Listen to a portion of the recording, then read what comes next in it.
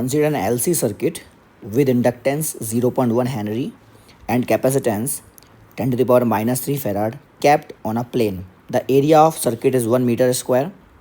It is placed in a constant magnetic field of strength B naught, which is perpendicular to the plane of circuit. At t is equal to 0, magnetic field strength starts increasing linearly as B is equal to B naught plus beta t, with beta is equal to 0.04 Tesla per second.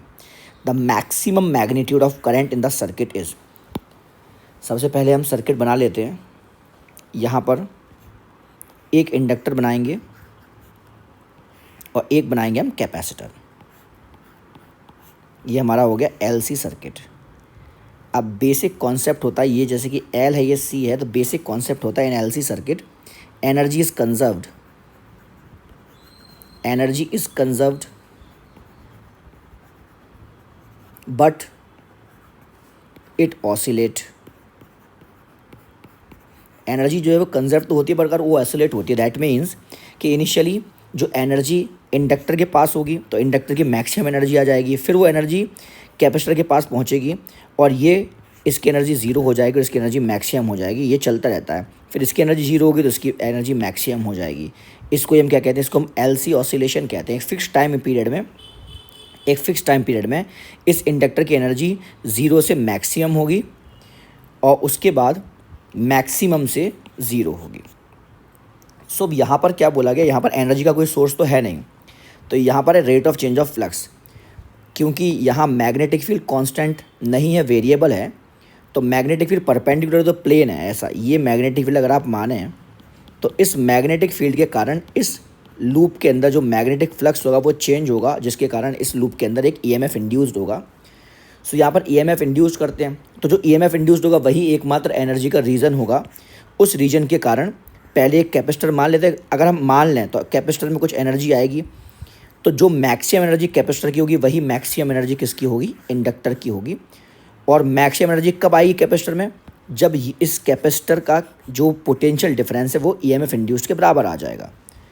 सो इस logic से अगर आप देखें तो solve करते हैं तो EMF induced की वैल्यू अगर आप निकालें तो ये कितनी आ जाएगी? -d∅/dt. सो यहाँ पर d/dt of magnetic field multiply by area. Angle इनके बीच का 0 डिग्री है. सो एरिया कांस्टेंट है, ये हो जाएगा dB/dt. एरिया 1 मीटर स्क्वायर दिया हुआ है, मल्टीप्लाई बाय dB/dt तो b not plus beta T. So d/dt of b not plus beta T आपका आ गया. सो ईएमएफ इंड्यूस्ड का जो मैग्नीट्यूड आया है वो आया है 1 मल्टीप्लाई बाय यहाँ बीटा, एंड बीटा की वैल्यू थी 0.04. सो 0.04 वोल्ट जो है ये आपका ईएमएफ इंड्यूस्ड आ गया. यहाँ पर लिखेंगे maximum energy stored in capacitor.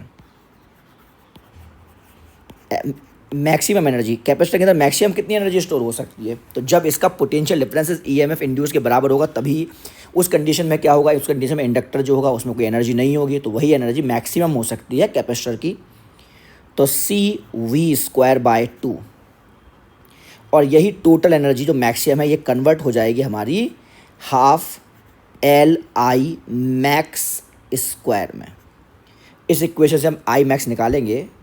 सो यहाँ पर सॉल्व करते हैं. Half CV² is equal to half LI max square. So यहाँ से आ जाएगा I मैक्स की वैल्यू CV²/L रूट में. सो I मैक्स की वैल्यू आएगी V root of C/L. Substitute करेंगे इनकी वैल्यू. V की वैल्यू है 0.04, रूट C की वैल्यू है 10 to the power -3 farad and L की वैल्यू है 0.1. इसको सॉल्व करेंगे. सो यहाँ आएगा 0.04, रूट में आएगा आपका ये आएगा 10 to the power -2. So 0.04 into 10 to the power -1, इसको हम लिखेंगे 4 into 10 to the power -3. So जो मैक्सिमम वैल्यू आई की आएगी वो आएगी 4 milli ampere. Thank you very much students. ये हमारा आंसर आ जाएगा.